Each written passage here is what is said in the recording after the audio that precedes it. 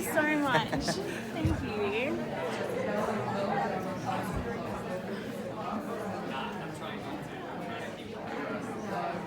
Perfect. We're going to go swimming.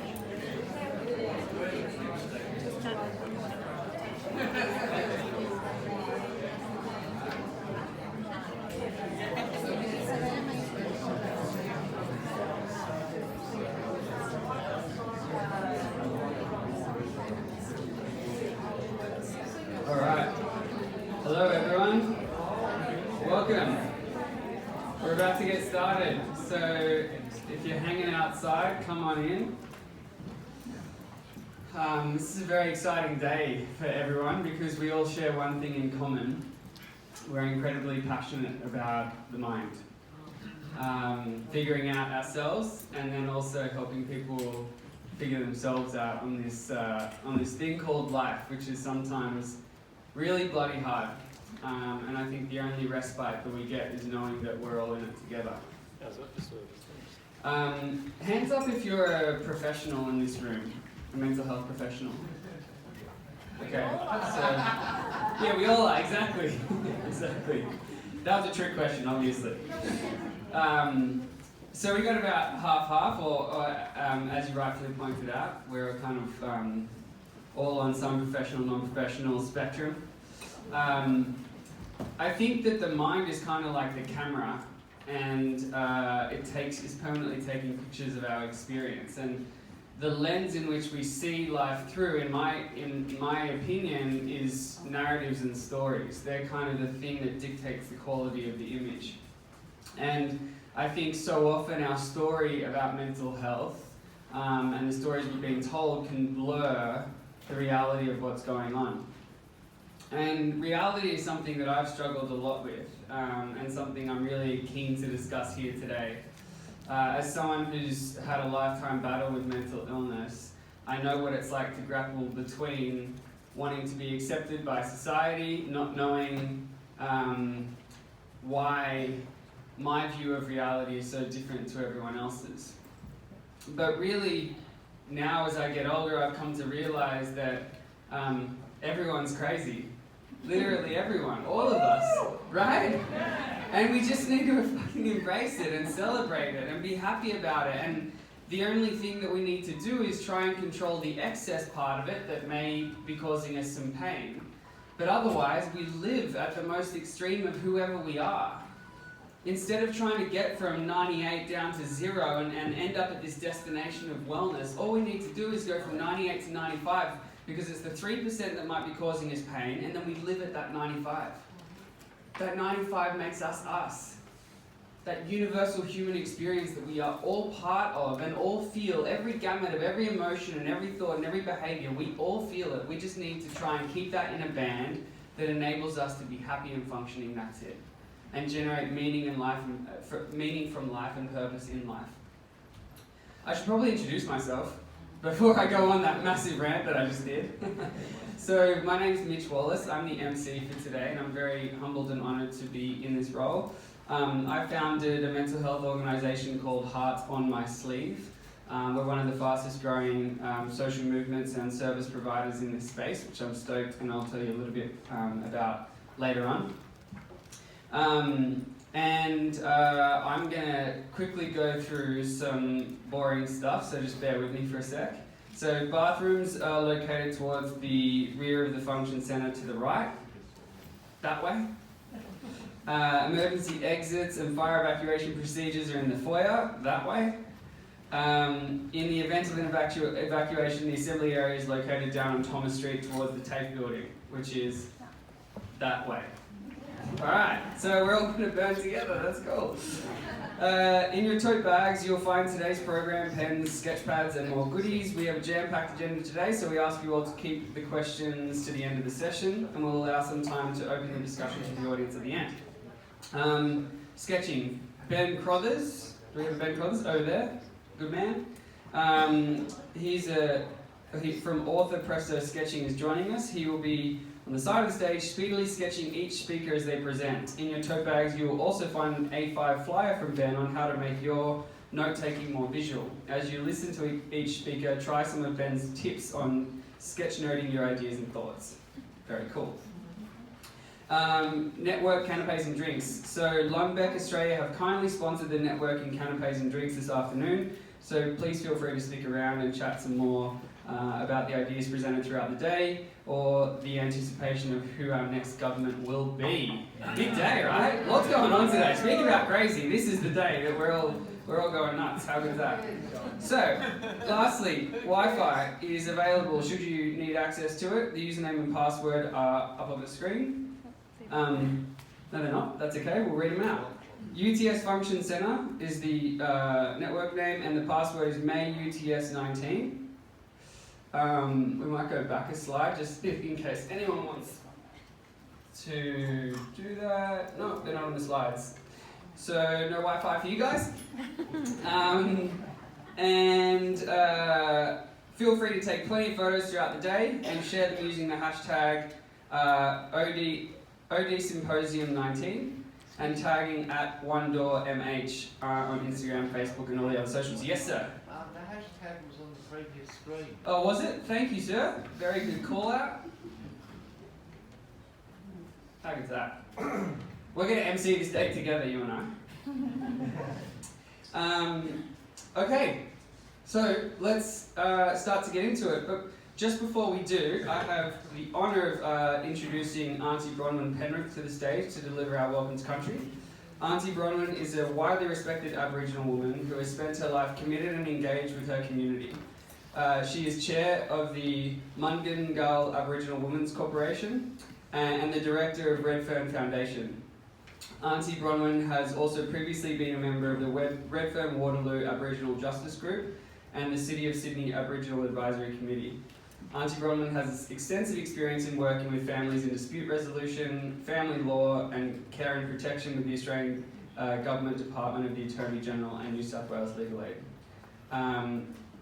Amazing experience. I think there's even more, but you said don't go on about the bio, just get me up there. So we're very honoured to have you here to give us a welcome to country. It's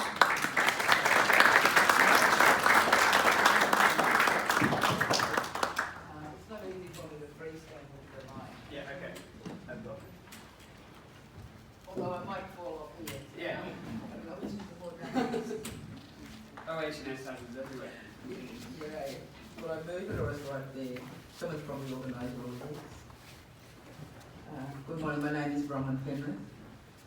I am a grandmother, great-grandmother, auntie, kinship carer, and an Aboriginal woman whose ties to Sydney go back to the mid-1800s, when the recorded group of Aboriginal people lived in what they call the old boat sheds down near Circular Quay. I trace the remnants of my family to there. Myself, I've been brought up, I'm a Yuin woman from the New South Wales South Coast. I've been brought up in Wiradjuri country. Oh, the diversity of us all in many different respects. I'm going to pay my respect to elders past and present. I want to say the land on which we stand always was and always will be Aboriginal land. I want in some ways to draw a parallel between the sort of respect for which we look at others, the other in our community. And I want to say that Aboriginal people often made a home for those who are outcast of society.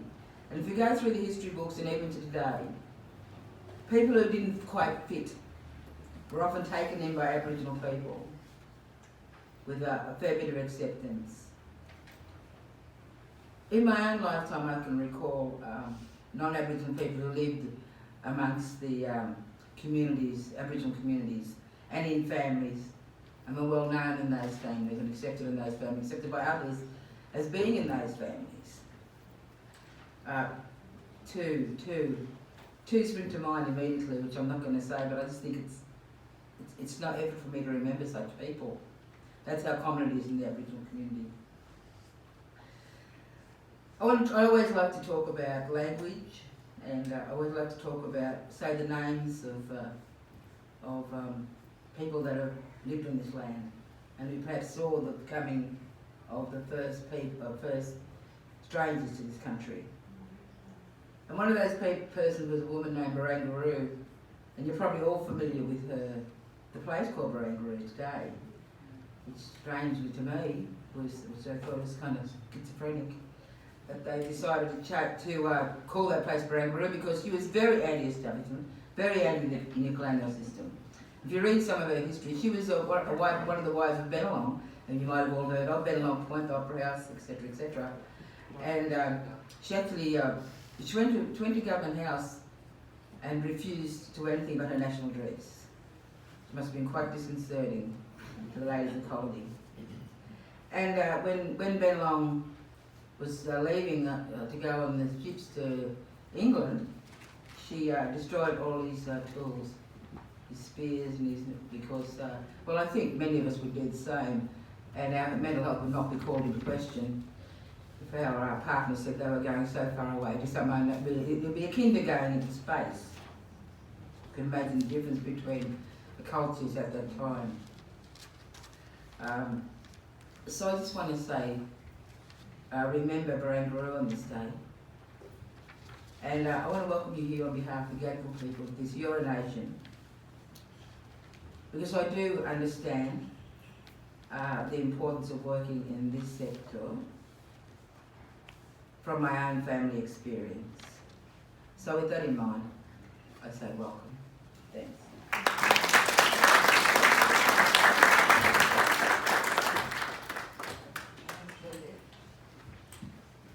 Thank you very much, Dr. Bronwyn. So first up, I'd like to introduce Professor Anthony Harris, the chair of One Door. Anthony is a research and consultant psychiatrist with special interest in early intervention in psychosis and psychotic disorders. His research has made significant contributions to the understanding of functional neurology changes associated with psychotic illness, and has led to the advances in the psychosocial treatment of schizophrenia. Anthony has been a member of the board of One Door Mental Health for over 21 years, as well as co-chair of Sydney's Medical School Neuroscience and Mental Health Research Team, and a member of the board of the Schizophrenia Research Institute. Welcome.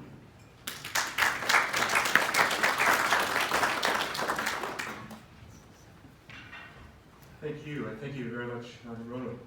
I think Kathy's done a fantastic thing organising with Scott Morrison the symposium today. I think that bodes very well for the significance that Kathy will be able to wage for us in One Door.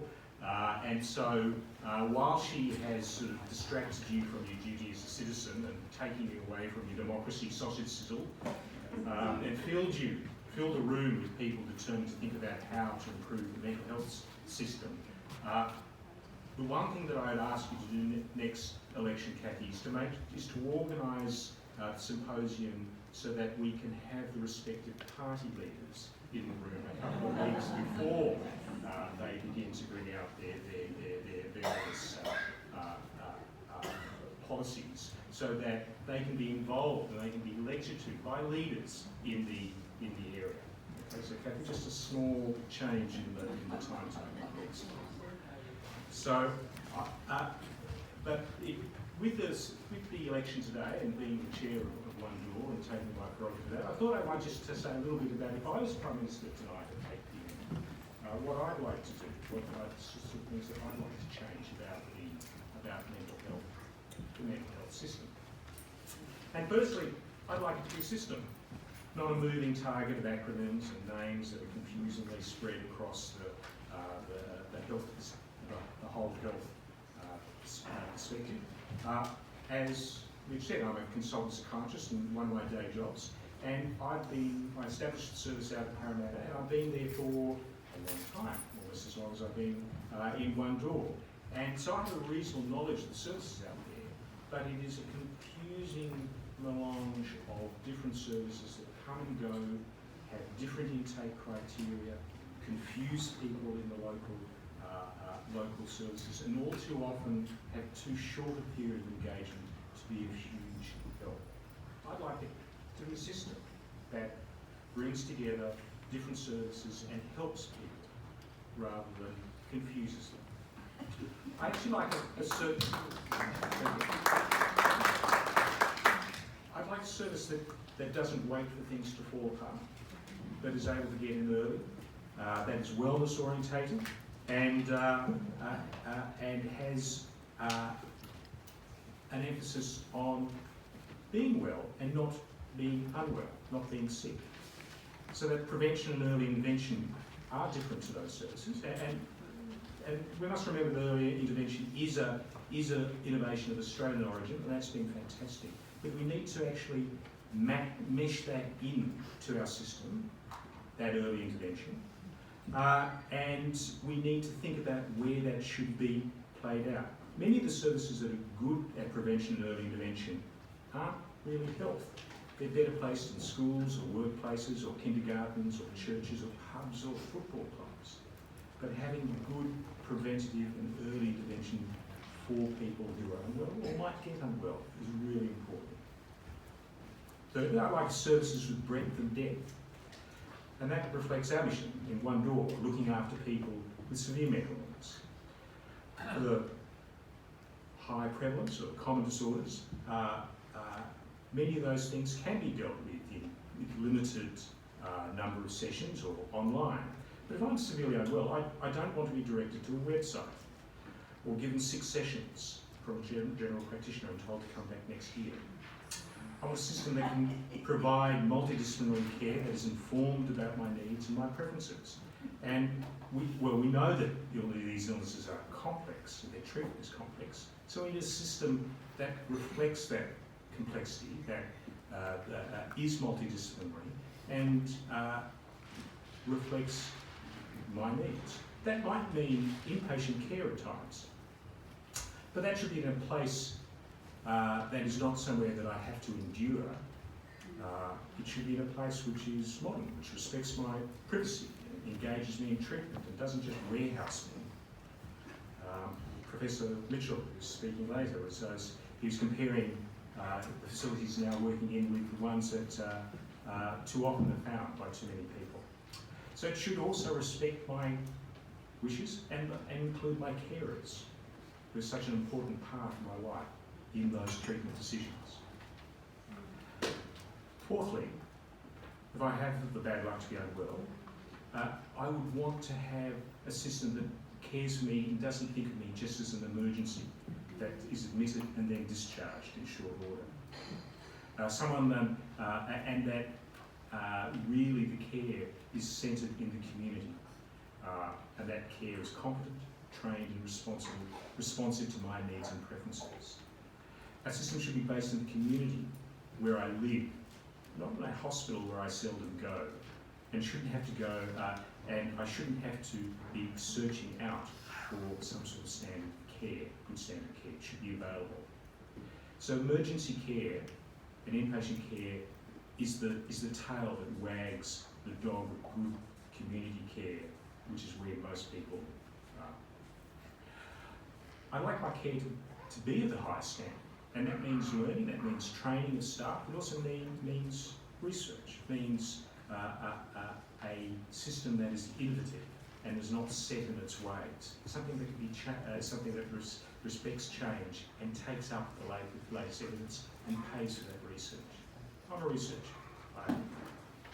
But finally, I want a system that knows when it's working, measures its success.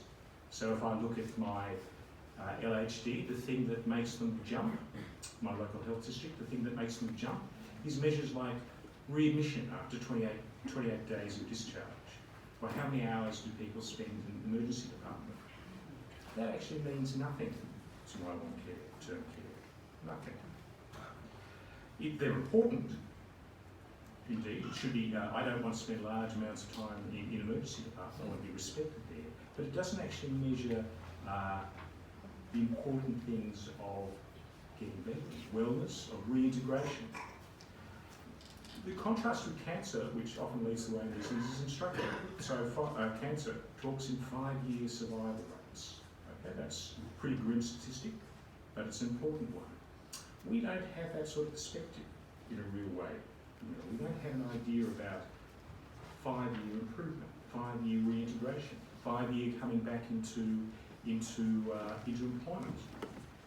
So having that some sort of universally regarded measure might be an important change. Kathy has brought something from the Productivity Commission later on today, and that is fascinating, and they're having a review, and that sort of, and they are driven by metrics, and improving our metrics is perhaps a really important thing we could do to help move the whole area forward. But so I think there are lots of things that that we could do to improve our systems, as I've just outlined. But I'm really looking forward to today's symposium. I think it's a fantastic group of speakers, and I'd like to actually thank Kathy Bourne and UCO One Door for getting such a fantastic group of people together. So thank you very much.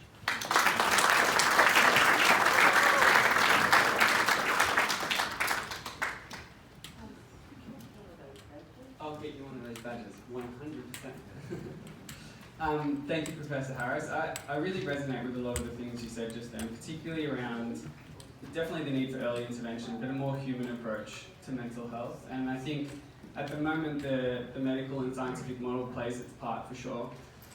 But the 10 sessions structured like this and X results should happen can sometimes be a little bit overwhelming for patients and members of that system to feel like if they don't plug into that result set that something's too wrong, I'm too far gone, I'm too broken.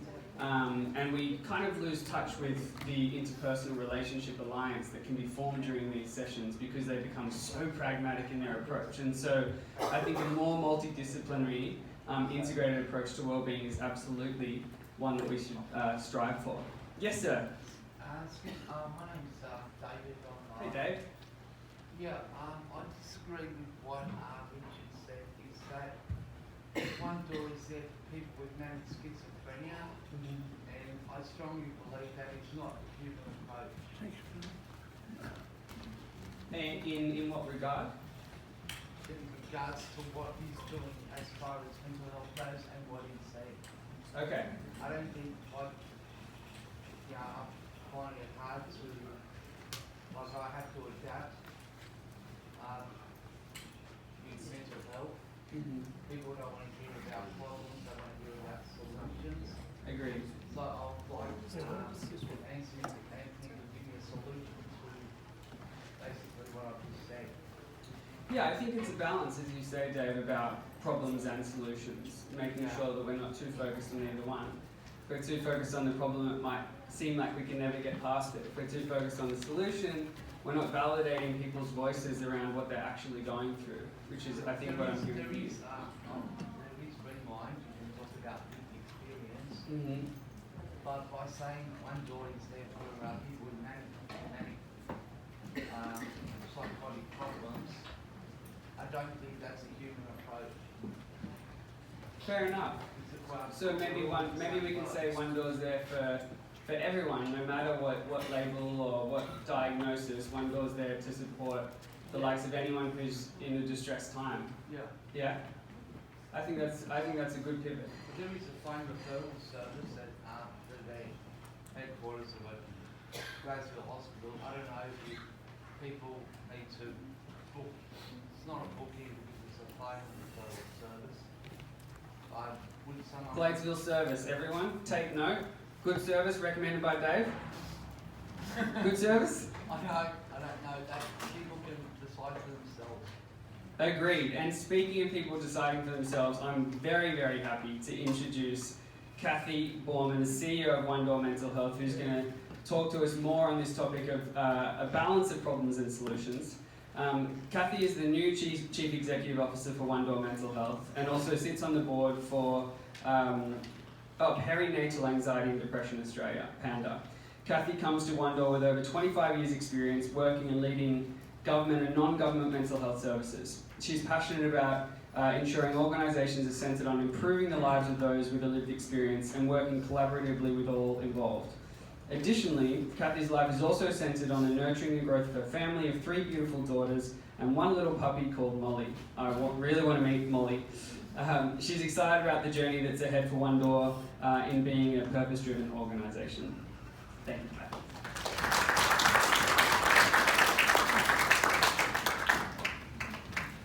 Good morning. It's fantastic to be here. I'll just move on to the next slide. I'd like to just thank Auntie Bronwyn. She's left, I believe. So thank you for her welcome to country, and I'd like to begin by acknowledging the traditional custodians of the land on which we meet today, the Gadigal people of the Aurora Nation, and pay my respects to elders past, present and emerging. Well, I'm not Anthony.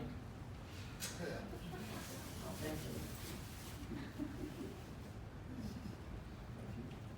Oh, I've got my own slides.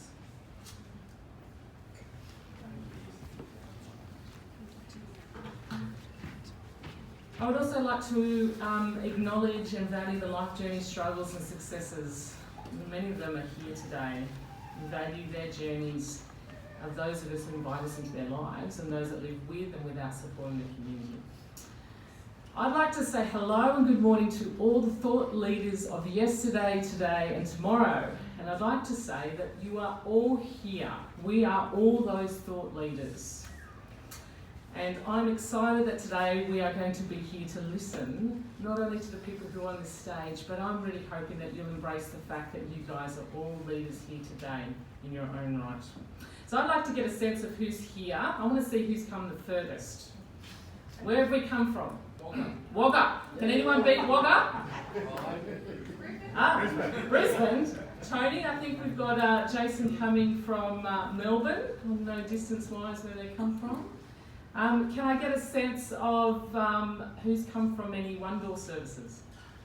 In hand, fantastic. We've got some Sunflower House, we've got Frangipani, we've got our PICS Clinical Director Jane, we've got Hugh, fantastic, hello, our carer services, we've got our carer support, we've got PIR, all these names, it's very confusing. What about our carers and consumers of One Door? I'd love to see your hands. Fantastic. Fantastic. And people from other places, other organisations. Brilliant. Our LHD, our Primary Health Network staff, thank you for coming. It's wonderful that you're all here. First, a bit about me. I've been here, as Anthony said, 3 months ago, into this wonderful organisation called One Door Mental Health. It's a privilege to be a part of such a consumer-focused organisation. And as Mitch said, I've also the joy and privilege of being the mum to 3 beautiful girls, and we recently took on the challenge of a new puppy called Molly. Here she is. This is my 9-year-old daughter Beth, and they're all under their own disguise. But it's been a challenge. So not only has I taken on the job of leading a wonderful new organisation, I've had the great privilege of picking up wee and poo and toilet training. But it's been one of the beautiful joys, and as part of me being One Door is bringing myself as a person, as a mum and a carer. I have a few minutes just to talk with you today. I'm not the focus. Before we want to hand over to a lot of speakers we've got today, we want to get you to think about what are the important ideas about providing support to those with a mental illness. And I am not the expert. And I think there are a lot of people in this room who are experts, and that's what I'd like us to all think about today. At One Door, we have a core focus to make an impact so there is equality for all those who live with a mental illness. And I think we can attest that we are far from that, and I think we've got a far journey to go. I've seen an immense change and reform in the sector with the introduction of the National Disability Insurance Scheme and the loss of standing programs, long-standing programs, such as day-to-day living, personal helpers and mentors, and partners in recovery. These services have provided a decade of support services to those living with a mental illness, but we're seeing them go in a little over a month. Recently, I had the privilege of attending our older support group celebrating their 33 years birthday, and I believe that some of them are here today. Where are they? Just these lovely 3 people. It was wonderful. This group of carers have been around longer than One Door. And I asked them, do you think things are better? Surely 33 years ago, things are better. Are we better at providing support to people with a lived experience? The answer was, in some ways yes, but in other ways no. And I think that's because some had received NDIS packages, some have got this program over here, another one have got that program over here, and it is a very confusing system that is out there. And you can understand from this next slide, that's a slide that shows the mental health landscape of Australia. Now it's a brilliant map because it's got all the logos of all the organisations. I understand it from being a service provider, but this is the road map, Google Maps. I think if you probably could Google map it, it's very, very confusing when you're looking at it. It's got a lot of different funding sources. It's different depending on where you live, depending on what your current condition is, if you go on the government's terms, and all the different funding sources and all the different levels of government. I sat with some Commonwealth Department health gurus yesterday discussing the ways that they are funding services for consumers with a mental illness. They spoke to us about the modelling of how they're funding these programs, and I was scared because it is so far removed from what is actually happening on the ground. And what they've designed is not user-friendly, and it's not meeting the needs of the consumers and carers. And I think we all here today believe it needs to get better. It needs to get better. For me in my position, with our voice at One Door, I want to keep the conversation going with organisations such as One Door, with governments, with primary health networks, with commissions to help make a system that makes sense, that's integrated, that is friendly, and does not forget the voice of those that needs to be at the centre of that design. So leadership is what we're focusing on today. And we're sitting here today, as Anthony said, when the country decides on the next federal government. When we think of the term leadership, we commonly turn our mind to those in leaders, whether it's Scott Morrison, Bill Shorten. We might also think of our bosses as being leaders. We might think of our service providers. Here's some of the pictures that you might be thinking of. Come up when we think of leaders. I'm a bit of a Eurovision fan, and I'm focused on the fact that the grand final is on tomorrow morning. And Kate Miller-Heidke, who herself has experienced postnatal depression, is up there as being our great beat. And I actually think if you've heard her song, it's fantastic. It's great. But we've also seen such a different landscape of the leaders that we are supposed to be called leaders. But I want to challenge you all to think beyond this. And I think that the leadership is communicating to people their worth and potential so clearly that they are inspired to see that in themselves. I believe that leadership is not a choice, is not a position. It's not a position of a CEO, it's not a position of a Prime Minister.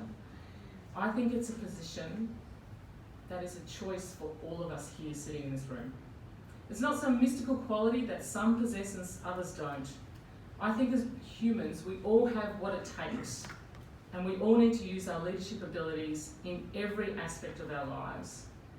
And I want you to think about this because I think that everyone in this room very much has that potential. I believe that the thought leaders of here today, and if we take it a bit further, of yesterday and tomorrow, very much tomorrow, is sitting here amongst us all. I think for us to make a change in this country and our services is for us to harness this belief that we are all leaders and we can make a difference. For those of us in leadership positions, I challenge you all to think about the structures that you have in place in your organisations that don't encourage this amongst your staff and your consumers. We need to ensure that our services and systems all enable those that need the voice, our consumers, our carers and our staff, to make a contribution. And let's make it easy, not hard, for this to occur. I'm aiming for One Door to be very much a purpose-driven organisation, and my hope, and hear this clearly to my staff, is that I want to be the CEO that helps drive your voice, that we are very much the ones to enable the voice to the consumers and carers. So as we focus on the thought leaders of today, I'm renaming us all as these, and let's get thinking about this as you listen to people today. There's one thing I've got on your seats. It all looks like this, so you should have it.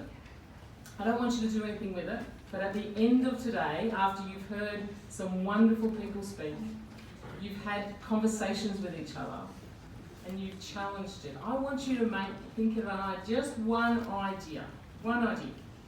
What is your idea to make a difference for people living with mental illness? What is that one idea? And what I want to do, I want to collect all those ideas at the end. And then for us at One Door, I want to be able to work it out together. How do we use those one ideas, which will come into 100 great ideas, to then look at some noise to government, some potential change of One Door services? How do we get things working from the places that I can influence? So I'd like to say thank you for being here. I'd like to say a few thanks, because we always do this at the end, but I think it's important just to say thanks to those that have put together this day. I'd just like to say thanks to Jamie Lee, who's up the back, who's put this together way before I started, and we've continued to work on it. Thank you to Jamie Lee.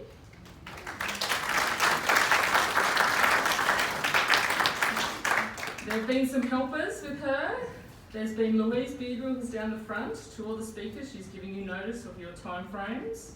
To the staff who've turned up today, Alice, Shada and Jessica, thank you very much. To our MC Mitch, thank you. To our speakers, indeed, thank you. To Ben, wonderful Ben, who's scribing and sketching. And can I just say, don't write down your notes, sketch them. Use another part of your brain. Let's get it going today. It's brilliant. Thank you, Ben. So I'd just like to thank you all, and I look forward to seeing you all as being the thought leaders of today. Thank you.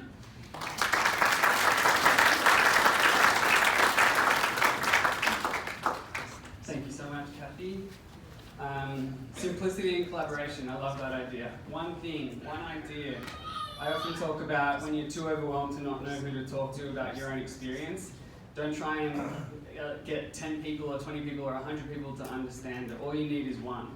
All you need is one person to get it, one idea to change the world, and collaboratively with organisations like One Voice, One Door, our voice will be heard. One Voice, that's maybe a remix of a name. Free marketing ideas here, guys. I'm an MC with a package, you know? Alrighty, so, great pleasure to introduce Tim Heffernan. So Tim is the Deputy Commissioner with the New South Wales Mental Health Commission, as well as the Mental Health Peer Coordinator at Coordinate, love that name, speaking of names, Southeastern New South Wales PHN, and a Consumer Peer Worker for Illawarra Shoalhaven LHD. Tim has been a member of the Commission's Community Advisory Council since its establishment in 2014. In 2013, he was awarded a scholarship to attend Boston University's Global Leadership Institute to develop a co-design project called Safety for All, which involved peer workers training mental health nurses working on acute mental health wards. Tim identifies as a person with lived experience of mental illness and recovery, and he's passionate about the development and support of the peer workforce. We're looking forward to hearing from Tim on incorporating lived experience into all areas of practice. Thank you.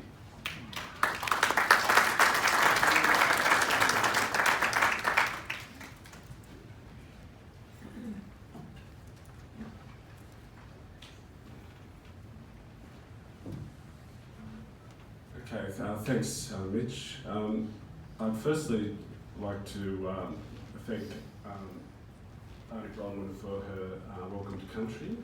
I'd like to thank Kathy for inviting me here, and it's good to see Anthony again, who I've met before down at the Shoalhaven Schizophrenia Fellowship, who do wonderful work down in around the Nowra area.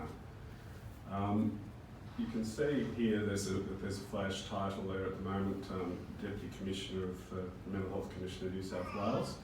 So I'm here to talk about that, but I also want to do a little bit of my story, I suppose, mixed up in this thing. So I'm just going to start here. So I'm looking at, I think Mitch was talking about the power of narrative and story in mental health. And I'm, as a poet, very interested in the power of metaphor. And I want you really to consider the things that need us to move from those dry, barren places that sometimes life brings us to. those places where we're stuck, where we feel we're in that desert. So in this little piece, which is a very short poem, it's about what is the rain in mental health. What do we need to make us become rainforests?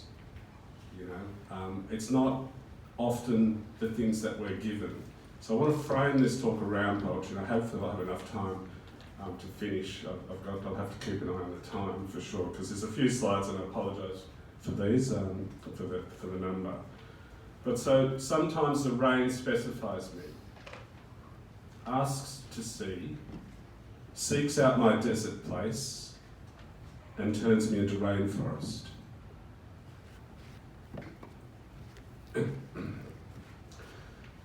So these are starting. I think Mitch went through some of these. I first entered a mental health ward 36 years ago in 1983 with a delusional belief system around the apocalypse, the end of the world, and my role as a sort of a messianic figure to save that world. It was around the time of Ronald Reagan's Star Wars, the invasion of Grenada, 1983. You might remember this time. It's a time when our Bob Hawke began as our Prime Minister. A very special time in history. So I walked out of that ward with a diagnosis of paranoid schizophrenia and a bottle of Meloril. That wasn't the rain for me. First it was a misdiagnosis. I now identify as what was manic depression, but bipolar 1 mood disorder. And so, you know, and that life of 36 years as a person with a what's classified, I suppose, as a severe mental illness has, to me, been one that has taken me to deserts and then to rainforests, etc. So my first admission, 1983, my last admission was 2017, 22 months ago. So it's not always a journey that you can stay on upwards. You know, there are twists and turns. But it's a journey, I think, that's worth travelling, and it's worth reflecting, and my discussion here is really about the role of lived experience, I think, in reform of mental health systems, the role of lived experience in informing the world of a better way of living and thinking, a better way of seeing the world. You know, there was an American psychiatrist, I think Henry Stack Sullivan, who sort of said people who have experienced psychosis actually are more human. They've experienced something that other people have not. So it's not always deficits that we should be looking at. So I have a background as well as a teacher, a high school teacher for 20 years. I have 2 daughters and married. Just had my youngest daughter's 21st, which was a hoot, and I've got 2 puppy dogs, but they're a bit more grown up. I haven't got any pictures of them, unfortunately. So the Commission then, you'll know that the Mental Health Commission, and I think we've really got to focus on what the Commission was set up to do, what we're doing and what we can do, because we're in the midst of a review, a midterm review. But we were set up in 2012 independently by an Act of Parliament. And in that Act of Parliament, we have a current Commissioner, Catherine Lowry, who will be with us later on, I think, and our initial Commissioner who did a wonderful job, John Fenley. So we now have, having begun with an Act that stipulated as part of the wording of the Act is that and this is really important, I think, in terms of a model of lived experience reform and lived experience participation in organisations, is that one of the commissioners, the commissioner or one of the deputies, has to have a lived experience of mental illness. Now we've expanded the deputies a little bit, and I acknowledge the wonderful work done by Faye Jackson and Bradley Fox-Lewin, but in this picture, and I won't point out, there are probably, 3 people who would identify as having a lived experience of mental illness, people who care for people with mental illness. And that's important. And so it reminds me that I overlooked something, as well as, I'm acknowledging the Gadigal people of the Ora Nation on whose land we meet today, elders past, present and emerging. I also want to acknowledge all the people with lived experience of mental illness in the room today, and those people who love and care for us. So, the living law reform that the Commission brought out was a 10-year plan. You have a whole range of actions that have become part of the New South Wales Health's plan for mental health. You have now a focus in the next 5 years on a strategy around key directions of suicide prevention, early intervention, improving wellbeing, co-production, collaboration, and capacity building and accounting and accountability and reporting. Now, the co-production part I want to focus on because a recent released at the end of last year was a piece of work called the Lived Experience Framework. So the framework is very important. I meant to bring a copy, but coming up from Wollongong and getting up at 5:30 this morning, I forgot to pack my Lived Experience Framework with me and bring it with me. But it's important because it sets out a way for organisations to look at how they are travelling with lived experience as part of their organisation and where they can go with that. So it was very much a process that was constructed by a group of consumers or people with lived experience of mental health issues and carers who we use the language around people who are caring families and kinship groups who came together and said, okay, this is what mental health services, social services across society should look like. And it's very much on these principles of co-production. So it is identified in the Convention on the Rights of People with Disabilities that we need to have full and effective participation in all the services that we use, that we value. And we know that participation can connect the disconnected, and I want to come back to that slide later too that Kathy put up. You know, the one constant to me in all that myriad of organisational chaos, and I work in the middle of it because I'm working with the Primary Health Network, and believe me, it is, I think, a very confusing way we're doing things at the moment, but that's off the record. The one constant, or two, lived experience goes through that. The peer workforce runs through all those things. So how do we keep the connections going amongst us so that we can make sense of the chaos? How can we start to help ourselves to emerge the other side of that, I won't say train wreck, but anyway. So there's a very good co-production manual put out by Flick Gray, Emma Cadigan and Kath Roper. There's that you can download online. Co-production deliberately sets out to create a culture that values all expertise and knowledge, particularly the experience and knowledge of people who are most affected by the problem and the solution. So, really, there are practical steps, and it's not a huge framework. It all folds up into a four panel piece, and you can download an electronic version off the net. But it asks people to read it, have a meeting about it, talk about how your organisation might work with it, commit to it, commit to implementing that framework and influencing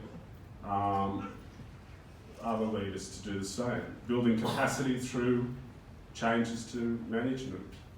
You know, we're talking about lived experience as our national health policy has said for almost 2 decades, is that lived experience needs to be embedded at all levels of our services.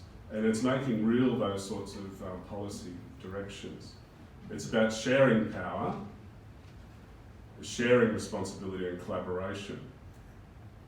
We've got a political a big political day today. We've got an election, you know, and there's been a lot of chatter around some very big people in mental health talking about mental health, what should be funded, who should be funded.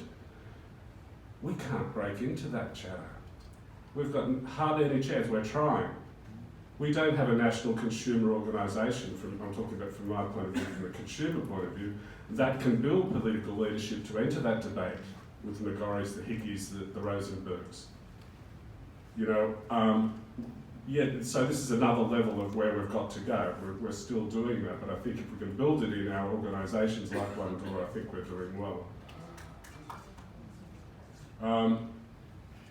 So there are actions around this that are practical. So it looks at what people can do at a system level. It looks at what people can do. I'll just look at my notes for you. At service level action, systems level action, and leadership action, and really looking at practical things in organisations around leadership. How is leadership of lived experience with the organisation? Not just participation, but leadership. How does peer work or lived experience work, both consumer and carer peer workers, how does that sit in an organisation? And co-design and co-production. Everything that we do needs to be co-produced. It can't be produced by others who don't use the thing.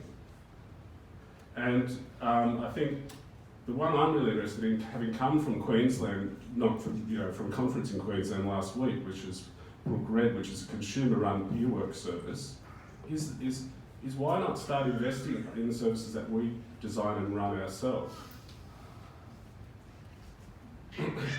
These are just moving on. So there's a good resource that was co-designed around with the help of Leanne Craze and peer workers. That is on the Commission's website. You might like to look at the Peer Work Hub. I can't say how much I understand the power of peer work since I left teaching, became unwell, ended up in hospital, and came out the other side without my teaching and somehow ended up in peer work. I can't tell you how powerful it is, how important it is to the people who are giving, being peer workers, and also those people who are receiving that peer work. It is a mutual relationship where we both grow and we navigate a world together, which is different. Our worlds are different and we end up in different places. That's Lily from Southwestern LHD, wonderful peer worker. Peer workers can be in multidisciplinary teams.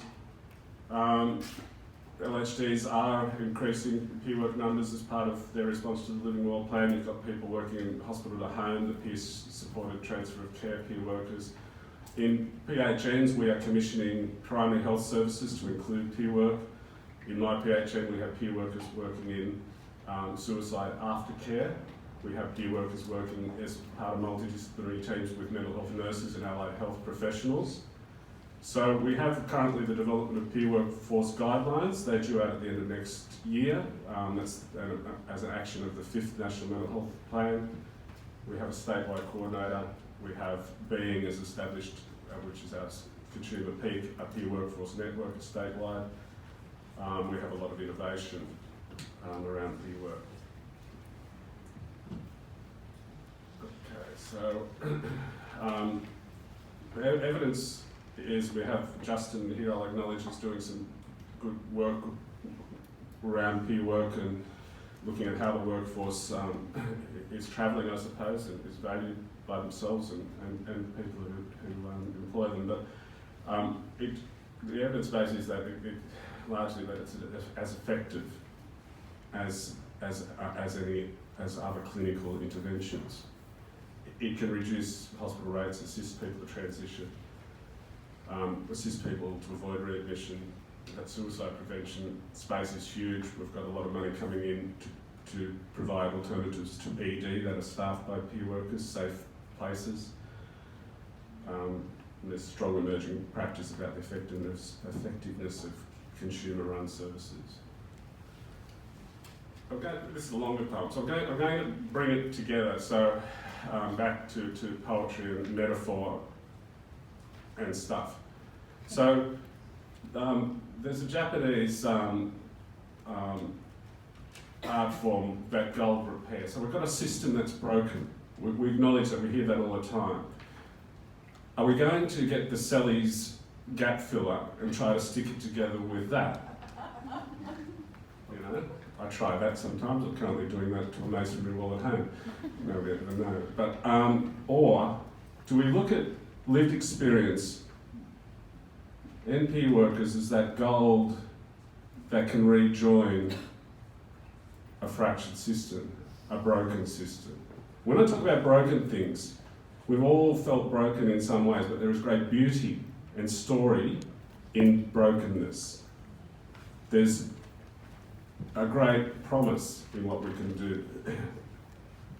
So if you bear with me, I'll read this one. Take the broken things from the side of the road. The rotted cedar setting, the tippling table, the cathode ray TV, the rusted chair, the torn fabric, the fallen angels, the terracotta pots. Take the broken things from this derelict garden, the stumps of trees, the leaking pond, the bleached coral reef, the trembling crust, the pulsing core, the fractured pipe, the spent bromeliads. Take the broken things from inside your coat, the old fountain pen, the stitched-in quote, the pieces of glass, the vow of love, the crumbled shell, the torn photograph, the strands of her hair. Take the broken things from the open tomb, the father, the son, the desecrated host, the unwrapped shroud, the spilt wine, the children, the priests. Take the broken things from this punctured can, the first lines of a poem, the interrupted thought, the space between stanzas, the vowels, the consonants, this sentence. The poem alludes to a stitched-in quote. In 2005, when I was around Orlando up at the Opera House, I stole a jacket from the Woodson room, dinner jacket. And as I went through the pockets in Farm Cove, there was no money or wallets in there, just a couple of pens, and a stitched-in quote from Anais Nin. Life shrinks or expands in proportion to one's courage. So we have to be courageous in these difficult times. Okay, thank you.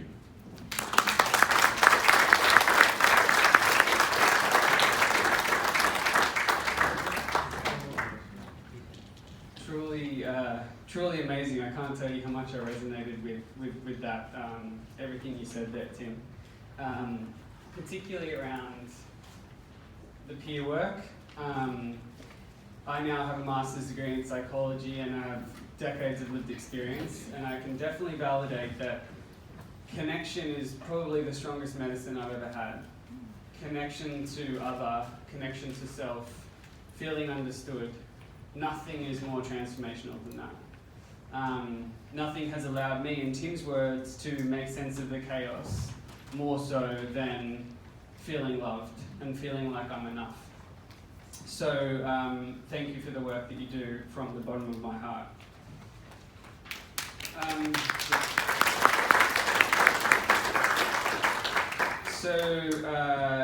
I'm so stoked. This day is just full with like amazing top tier speakers that would be very, very hard to get in one room. And so a big shout out to Jamie for getting everyone here. So Professor Philip Mitchell from UNSW is next. Professor Mitchell is head of the School of Psychiatry at UNSW, director of Bipolar Disorders Clinic at Black Dog Institute, consultant psychiatrist at Prince of Wales Hospital, guest professor in Shanghai University, visiting professor at the Medical University in China, member of the board of the Black Dog Institute, and member of the board of the Annika Foundation for Adolescent Depression and Suicide. That is a very good bio. Professor Mitchell's research and clinical interests are in bipolar disorder and depression. His current focus is on identifying biological and clinical factors that increase the risk of at-risk subjects developing bipolar disorder through high-risk longitudinal studies on young people at genetic risk for bipolar disorder and molecular genetics of bipolar disorder. The ultimate aim of this work is to enable development of targeted early intervention programs for bipolar disorder and depression. For a very good expert on this subject, introducing Professor Mitchell.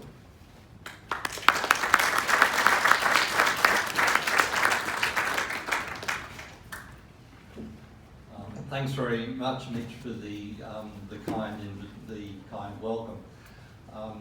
I'd also like to thank One Door for the invitation to speak today. It's about, I think, 8 years since I last spoke when it was Schizophrenia Fellowship. And you have such an important organisation, and I think for those of you attending, you should be grateful for the very impressive leadership you have with Kathy and with Anthony. One of the things that wasn't stated on the bio is I'm chair of the sister organisation Bipolar Australia, so very much a fledgling organisation compared to the history and accomplishments of One Door, but looking at similar issues with bipolar disorder. When I was asked by Jamie Lee to give the talk today, I wasn't quite sure what to speak about, so I thought it would be helpful have an update on some of the recent medications that have been introduced. I think it gets very confusing, and either for those of you who take medications or family or friends that get asked about, is this the right thing to take, what are the problems? I think anybody who speaks about medication should state their conflicts of interest. I wouldn't trust anyone who doesn't, who comes from a medical or other background. I made a decision 10 years ago not to accept any money from pharmaceutical industry. I very happily talked to pharmaceutical industry, but made the call not to accept remuneration, so you should be aware of that. Before I talk about medications, I'd just like to, I think, look at a broader picture of maybe where the future is heading. Many of you would be aware that there's been a large amount of research money invested in various severe mental illnesses, and there's superb work done around the world, and you should be aware that the quality of the work in Australia is up there with the best. We punch well above our weight with relatively small amounts of funding. And I think one of the exciting areas has been we're now starting to understand the genes that contribute. Now, genes aren't everything, but they're actually a big deal for the severe mental illnesses. We know that genes contribute about 70% of the cause of schizophrenia and bipolar. When I started off this work as a young academic, we thought there'd be one gene for schizophrenia, one for bipolar. Not true, there are many. And it's turned out that this is across health. It's not just an issue for mental illness. If we look at the genes for bowel problems, for cardiac problems, for epilepsy, for asthma, they're multiple, and we now know that there are probably hundreds of genes, and that the condition happens when you get enough of these and the environment sort of brings it out. So the important thing with this is that it will enable better treatments in years to come. And the last few years have been very dramatic and groundbreaking. These are, I'm not going to overwhelm you with science today, but these are what we call Manhattan plots, and each of these spikes are where there's an association between a particular gene and the condition. When you get above that dotted line in the middle, that becomes significant. And you can see there was a paper published 5 years ago in Nature, and I'd highlight the quality of the journals. This is top-notch science. That over 100 areas in the gene that predisposes to schizophrenia, and these are shared across everybody in the community. And if you have a lot of them, that makes you more likely to get illness. But they're no different to the genes that everybody else has. In the last year or two, we now are starting to understand what the genes for depression. A lot of people might be surprised about that. There's a lot of obviously environmental factors with depression, but also a lot of genes contribute. And the last paper done in bipolar was published just 2 weeks ago in Nature Genetics. Our group in Sydney was one of the contributors towards the DNA samples and the writing of that paper. So exciting days. And I think this will change treatment in years to come. We'll get targeted treatments. At the moment, we're very fortunate to have treatments that work. We're all aware of their limitations, but targeted treatments. The whole of health is looking at what is called precision or personalised medicine. And it's this sort of research that will enable us to have medications that match the particular individual and why they've developed illness. But the bulk of the talk is not genetics, and I wanted to give a brief overview, and I'm aware that I've got a short period of time. We'll see how we go. But I thought I'd just focus on some of the medications that have either been introduced into clinical practice just in the last few years. So I'm not going to talk about the Melorals that we heard about before, even I think Meloral was a great medication, had problems, but it worked. So we're going to look at two antipsychotics. We're going to look at Latuda, lorazepam, and a new, more recently introduced medication, Rexulti or brexpiprazole. And some of you might be on these medications, some of you may have heard about them. Also going to look at some antidepressants. Probably the one that's most recently introduced is vortioxetine or Brintlex, but I want to make a few comments about esketamine. There's a lot of interest about that at the moment.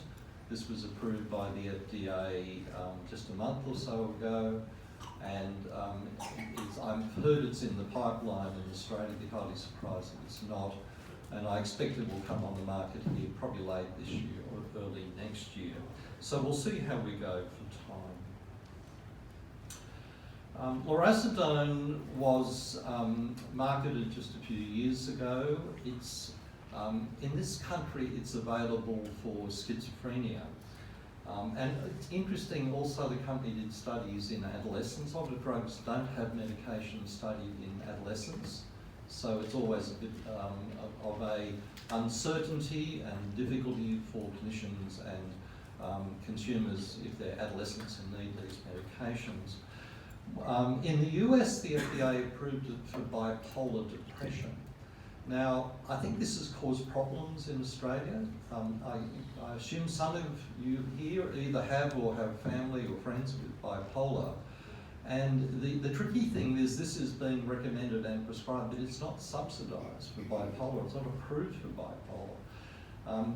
A clinician can, on good studies from anywhere around the world, tell you that they recommend what we call off-label prescribing. So it's quite legal to do it as long as there's science to justify that decision. But you've got to be aware it's not either formally approved. The company made the decision not to go for bipolar in Australia, even though they went down that path in the US. So it's only available for schizophrenia. So just be aware that some of these are sort of commercial decisions that companies make. And you'll see there's some of the molecules, just for your interest, what they look like. This is the evidence for depression. It's in bipolar depression. A lot of interest in Australia about this, but as I'm saying, not subsidised or approved here for that. Any of you are interested in that, I wrote an article with a colleague that was published in Medicine Today recently about update on treatment of bipolar. A few things about Latuda. It's an atypical antipsychotic. It means it's in the same class as most of the modern antipsychotics, for example, Risperdal and Zyprexa. For those who are interested in biology, it's dopamine and it's serotonin. Most of these are two of the major chemicals involved, or the systems involved in how the neuroantipsychotics work. It comes in 40 and 80 milligram tablets, and the maximum amount we tend to use is 120 milligrams. So if you're on that, you can get a bit of an idea of the ballpark about what a reasonable dose is for this particular medication. I'm not going to go again too much into the science, but you need to be aware of what medications you need to be careful about if you're using them in conjunction with antipsychotics. And the liver has a system called the CYP system that is one of the big breakdown systems. So liver enzymes chew up medications. It's the way of the body dealing with foreign substances to break it down. And well before we ever had medications, the system existed. And there are a number within this, and you can see here I've listed one of them that's important in how the liver breaks down lorazepam, called the CYP3A4. The detail's not important. But there's a few little interesting things there, like if you're a grapefruit aficionado, that's a problem because it reduces the activity of this enzyme. So if the enzyme is slowed down, that means your body breaks it down much more slowly. So something like grapefruit or grapefruit juice can cause problems for you. And there's a few other medications there as well. So you just need to be aware there are other medications, other substances that can affect these enzymes that break down the medications we're talking about. If you look at the other side of the equation, that some medications sort of enhance the activities of these enzymes, break things down more rapidly. So St John's wort, some of you would like St John's wort, because reasonable evidence St John's wort is a mild antidepressant, some anti-epileptic. So just be aware if you're on these sort of medications, talk to your GP, or if you're under a mental health team, to the doctor about what it's safe to be on. What about side effects? That's the thing that worries us all. The most common ones, and those that are recurring in 1 or 20 of us or more, is somnolence, sleepiness, can cause insomnia. A lot of the antipsychotics can make people restless. The technical term for this is akathisia, so there's a physical sense of restlessness that gets really annoying, and a mental sense of restlessness. It can make us nauseous, can cause changes in our sort of activity that can look like Parkinson's disease. Other things that can cause tummy upset, sometimes anxiety, dizziness. I think the thing that worries people about all the new medications is, are they going to cause weight gain? This one, the evidence is a little bit contradictory. The evidence I've seen here is it's less than Risperdal, but worse than Seroquel. I think that's a bit surprising. I think Seroquel causes a lot of weight gain in my experience. So, there are pros and cons, and these compare differently with different other medications available. So probably not as bad as some of the others, certainly probably not as bad as Zyprexa or clozapine in terms of weight gain. Everyone worries about, are these drugs safe to use if you're a young woman in the reproductive age group, or if you're actually intending to fall pregnant or accidentally fall pregnant. A lot of the new drugs, the evidence takes a while to build up. I think with this one we can say the animal studies, and you might think it's got to do with animals, where in fact we can tell quite well with animals with new medications whether a drug's going to be a problem during pregnancy, and that suggests it's pretty safe. So the category is B1, which means it's no strong evidence of problems. But I think with any of these medications, you've got to be very careful. And I think most women prefer to be conceive and be pregnant on no medications, but sometimes the medications are important to keep you well. In terms of is it safe to use during breastfeeding, there's no data, so probably best to avoid it during breastfeeding if possible. A lot of these medications are now being used in people with dementia who become psychotic, and there's concern that if you're using an antipsychotic, the chances are there's higher rates of death and stroke. So you've got to be careful. There's probably not meant that many people here in that situation. If you've got a relative who becomes psychotic with dementia, you've got to be very careful with these. So I'm going to say at the end of each of these, what's its place in clinical practice? I think it's clearly another effective and reasonably well tolerated antipsychotic. I don't think it's a breakthrough antipsychotic at all. I think the benefit is that this gives us more options, because we know that each of us respond differently and tolerate differently different medications. So it adds to the choice, but not a dramatic new breakthrough medication. Brexpiprazole or Rexulti, one of the more recently, I've got 5 minutes, Jane. I'll just skip through some of this. It's only approved for schizophrenia. In the US, it's used as an adjunct if you're on antidepressants, so it's for patients with primarily have depression. If you add it to the antidepressant, it strengthens that. The company hasn't sought that indication here. It sounds like aripiprazole or Abilify. The reason it sounds like it is it's structurally related to it. I might skip some of these slides in terms of our time. This acts primarily on two of those liver breakdown enzymes we were talking about before. We talked about the other one, 304, with grapefruit and St. John's wort. This one is also broken down by another in that family called 2D6, and that means if you're on an antidepressant, a lot of those slow the activity of that enzyme. So just got to be careful if you're on brexpiprazole and one of the SSRI antidepressants like Prozac or Arapax, it might build up the levels in the system. Side effects in general, this appears to be reasonably innocuous with side effects. There's no very common side effects. Again, we see restlessness, akathisia can occur, tummy upset, weight increase. Probably not as bad with weight increase as some of the other antipsychotics, and we often think in terms of how many people gain at least 7% more weight when you're on these over a period of time, and here it's about 10%, a little bit more than placebo. So it happens, but it's not as bad as other medications. Pregnancy, breastfeeding doesn't appear to be a big issue, but you've got to be aware there's not much information at the moment. So what's its place? I think very similar to my statement about the other one. It's a useful choice. It's a, you're going to find doctors that, even though they say they're not, they're very influenced by pharmaceutical representatives, so you're going to see a lot of this around at the moment. It's no better, it's another option for us. So good to have more options, but no, not a breakthrough.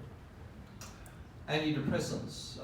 In terms of those on the market, vortioxetine is the most recent, called Brintalex. Always intrigues me, these names. Brinta sounds shiny and sparkling. It's approved for depression, not particular studies in adolescents. It works on a range of receptors. It acts like Prozac in terms of inhibiting serotonin uptake. It works on a few receptors, and these are the dosages. And if anyone wants access to these slides, very happy to provide them to Jamie Lee. Well, Jamie's got them, and I'm happy if people ask her for these. I think we might skip these ones. I think the issue here is if you are on Narval or Parnate, one of the old MAOIs, you've got to leave time between coming off or going on Brintalex. Side effects very similar to other antidepressants, things like nausea, diarrhea, vomiting very rarely, tummy upset, sleep problems. So similar to many of the other antidepressants that work on serotonin, as many of them do. Not a weight gain problem with this one. As with all antidepressants that work on serotonin, there is a rate of sexual dysfunction, and for most antidepressants it's in the range of 20 to 30%, so you just need to take that into account. Pregnancy is much the same, early days, best avoid if you can, but not a problem if you have to. What's its role? Again, we've got now quite a range of antidepressants. I think the place is some people find that they tolerate some more than others, no more effective than other antidepressants, but it gives us more options. In the early days, there were claims that it enhanced your thinking capacity. I think that's now contested.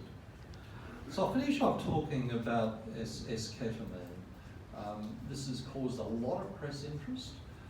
This is an article that was on the front page of the Washington Post.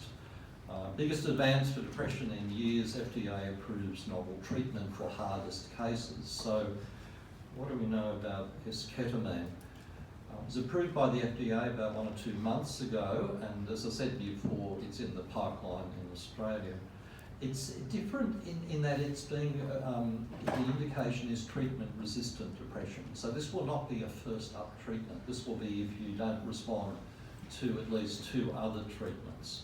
And the way that it's being approved in the US is you need to be on a standard antidepressant, so this is added to that. It's different, it acts quite differently, and I think this is what got people intrigued. I think it's one of those cases where is the hype going to be fulfilled, and I think we've got to be careful we don't overhype this. But it's interesting because it, you know, all our other antidepressants work on serotonin and on noradrenaline, and this acts on some other sort of systems in the brain called NMDA, and it enhances glutamate. Some of you might have heard of glutamate through sessions here. That a lot of the antipsychotics work through glutamate as well. It's not an antipsychotic, but so it's different. Its pharmacology and biology is different. Again, it's different because it's not a tablet. The original studies were with infusions, intravenous. Some of you have seen relatives on saline infusions. So this was originally given as an infusion. The company have developed an intranasal administration. So it's sprayed up to the back of the nose. And it's going to be a little bit tricky because you've got to be under medical observation for 2 hours. Sorry, 2 hours time's up, and I've just got 1 or 2 slides to go. So that's going to make it a little bit more tricky to access. We know, so with Zyprexa, this is caused a big problem in clinical practice because you've got to be observed if you have intramuscular or depot Zyprexa for 4 hours. And that's really killed it within the public sector and private sector. We'll see how this goes, but that's the FDA approval, and my guess is that there will be similar expectations here. So that little device you see on the right there is the intranasal administration. It's again given a bit differently. It's twice a week for a month, then every week. So it's not like tablets every day. What side effects? Some of them the same. The ones that are different is you get a bit dissociated, spaced out sort of feeling. It can increase blood pressure. So it's some overlaps, some differences to the other antidepressants. And my last slide, and it's nice to see some new medications coming on stream. I think in the whole mental health field, it's been a pretty barren space. So it's nice to see some new medications that act differently. What's its place going to be? I think it's too early to tell. I'm assuming it's going to be approved in Australia. I'd be highly surprised if it's not. It's novel, so it works differently. The data for its use over long periods of time is pretty limited at the moment. And I think the need for 2-hour observation period is going to make it a little bit harder to access. But I think it's exciting to have a new medication. Whether it's going to be more effective, I think time will tell. Interesting, don't get too hyped up or excited about it. So pleasure to be with you, and I wish you all the best for the rest of the day. Thank you very much. Thank you, Professor Mitchell. Lots of very fascinating stuff. My biggest takeout there is be scared of grapefruits, for sure. No, medication is a very individual thing. It's, choice is always a good thing to enable us to have a range of options to see what our particular body needs.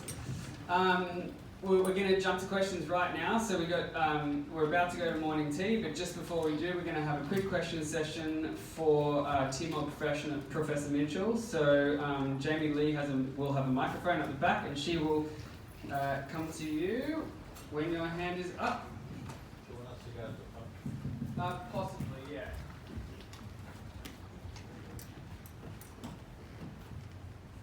Yeah, it might be helpful to come up here. All right, who's first?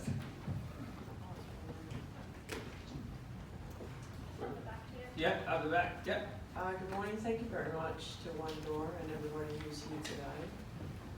Just a bit of feedback.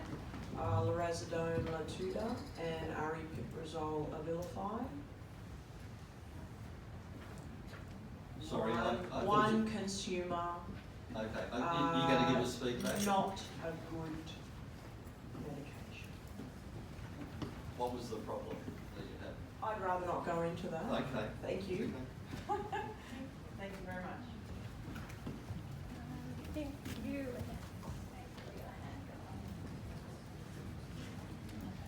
Professor? Yeah, you're on. Professor Mitchell? Yeah. How long ago did the industry realise that there wasn't any singular gene target for the illnesses? Because I was advocating this back in 2005. Look, these studies in the genes aren't coming from pharmaceutical industry. These are academics around the world who have seen the importance of this and have come together in big consortia. And it's been, I think, very exciting. Academics are like other people in society who are competitive and single players, and then after a while people realise can't do it as single academics. So people have come together in big international consortia. And these are huge studies. I mean, the schizophrenia studies have involved, I think the latest one, something like 60,000 people with schizophrenia from around the world and about 50 to 100,000 people without mental illness. Huge, biggest studies ever done in mental health. So how far back are we talking exactly? These studies started, well, I started genetic research in the late 80s. No, I mean for but the big when did the industry realise that there was no one singular gene target? Look, I'd emphasise it's not industry. It's not industry. This is coming grassroots academic. Now, industry are clearly interested because in that these will give targets for new medications, and that there's no way academics can develop new medications. So this is where the partnerships are really important. So the science has been driven by researchers in schizophrenia, bipolar around the world. But industry are interested because this is going to start to tell us what the biology of these illnesses are. Yeah, because it'll be harder to find a cure with multiple. Well, one level, yes, but what I think we will see is that the different genes are affecting different parts of pathways in the brain. So people will sort of join the dots together, and I think that's where people are heading. We can see there are enzymes, receptors, whatever, but they're in the same pathways, and I think this will clarify the story. So I wouldn't get too overwhelmed by the fact there's a lot. There'll be a commonality between a lot of these. Singular and genetic. 80-20, Pareto's law. There's always 20% of things driving 80% of outcomes, and I hope that's true for this. All right, who have we got next? Just in front of you, Jamie. Just do two more in the interest of time. Okay.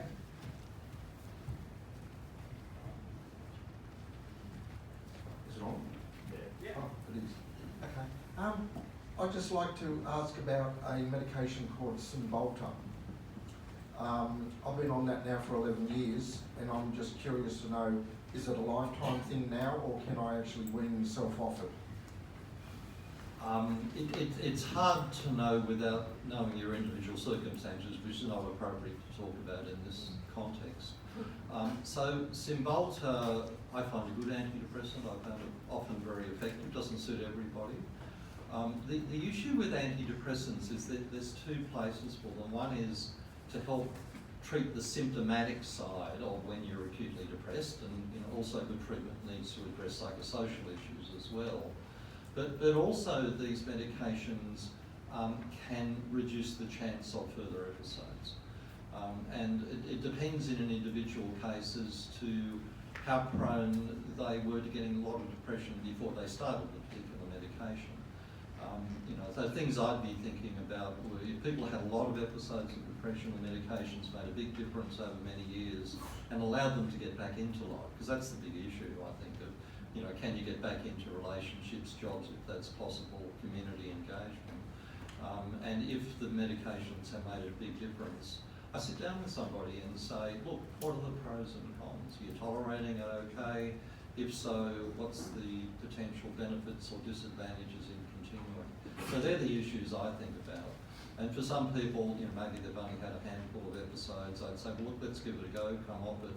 Other people where I just think it's made a huge difference in their life, I'll say, look, it's your call ultimately, but perhaps my advice is keep going. I think it's allowed you to do a lot of things in life you otherwise would struggle to do. There's sort of things I think of. They're quite safe to take long term, there's no problem. Oh, okay. Thank you very much. And then just go to, there was one more gentleman down the front here who's had his hand up. So this will just be the last question. Thanks very much for your address, Professor. Rob Wellman, I'm a mental health carer, a veteran mental health carer. I'm on the board of Mental Health Carers New South Wales. And I was interested with the consumer there in relation to the neuroleptics saying, not so good. At the Curtin University, there was very good research published from Western Australia about the use of neuroleptics, you know them as antipsychotics, and they more or less, it was well researched looking at mental illness all over the world, and they're arguing that since the introduction of these neuroleptics, the actual increase in mental illness in Western countries, America, UK, Australia, has increased exponentially where they're not used in other countries, perhaps less developed countries. The mental illness state is the same. Now, in my case and my son's case, the medication is slowly killing him. And when I'm asked for ideas to make a difference for people living with the mental illness, my suggestion is to at least consider in the mix the non-medical treatment like TMS. TMS has been approved by the FDA for depression. It's also, there's DTMS, with the BrainsWave machine, coming out of Israel, Zohor, and that now has been approved by FDA. And there's another lot of research just out of Philadelphia University, there's over 7,000, would you believe, sample looking at the age between 12 and 21, and they're saying that those people that have OCD symptoms, not necessarily a diagnosis, go on to develop more serious mental illness. Now, in that subset, the OCD with the subset of intrusive thoughts had a higher percentage of mental illness. So my suggestion that we need to look at and engage with these researchers such as brainwaves, get the machine out here and look at TMS and DTMS as an alternative to neuroleptics. At least consider it in the mix and try and share our research rather than, and that's not discounting the genetic side, which is huge at the moment. We've listened to Cindy Weikart at the last conference here. But that's my suggestion.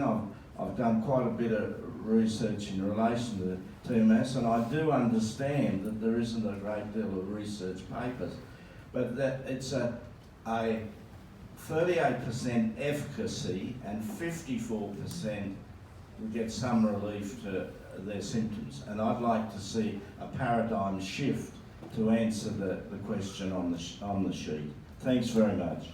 Thank you. Lots of options. That's the takeout here. Lots of options. We're getting informed and we can all make good decisions. Okay, so we're going to come back at 11:10, if that's okay. 11:10. See you soon.